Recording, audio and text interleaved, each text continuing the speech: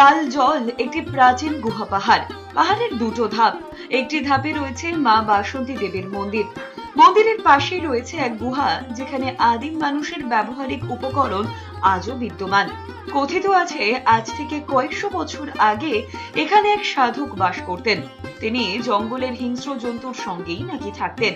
তার সর্বক্ষণের সঙ্গী ছিল একটি বাঘ এবং একটি অজগর সাপ। বয়স বাড়ার সঙ্গে সঙ্গে এই সাধু পাহাড়ের কোলেই এক কুটির বানিয়ে সেখানে বসবাস শুরু করেন। সেখানেই মা বাসন্তী দেবীর পুজোর সূচনা করেন। পুজোর কটা দিন ধুমধাম করে পালিত হয় মায়ের পুজো। মা এতটাই জাগ্রত যে শুধু বেলপাহাড়ি নয়, পার্শ্ববর্তী জেলা এবং ঝাড়খণ্ড রাজ্য থেকেও ভক্তরা পুজো দিতে আসেন। দিন রাত চলে পুজো এবং নাম সংকীর্তন। রাতে এখানে ভক্তদের থাকারও ব্যবস্থা করা হয়।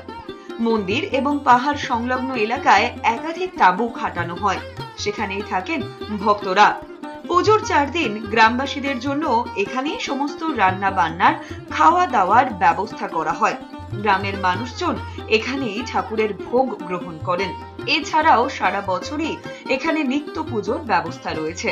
সেই সাধু না থাকলেও তার দেখানো পথেই আজও পূজিতা হন মা বাসন্তী দেবী।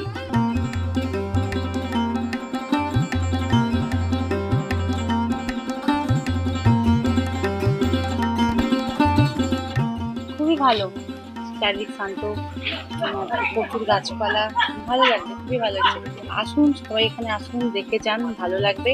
রোজকার একঘেয়েমি জীবন থেকে একটু যদি আসেন, একটু এরকম পরিবেশে খুব ভালো লাগবে। যিনি সাধু বাবা ছিলেন 12 বছর গুহার ভিতরে ছিলেন। বাঘ ভালুক সাথে ছিল। বাঘটা সামনে বসে থাকতো আর সাপটাকে, বড় সাপটাকে মাথার বালিশ করে রাখতো। গুহার ভিতরে যেগুলা আগেকার পাথরের অস্ত্র শস্ত্র সবই গুহার থেকে পাওয়া গেছে। বড় নাগল যেটা, ওটাও গুহার থেকে পাওয়া গেছে। পুজোর সময় আপনার এই নিচে হরিনাম চলে আর উপরে পুজো।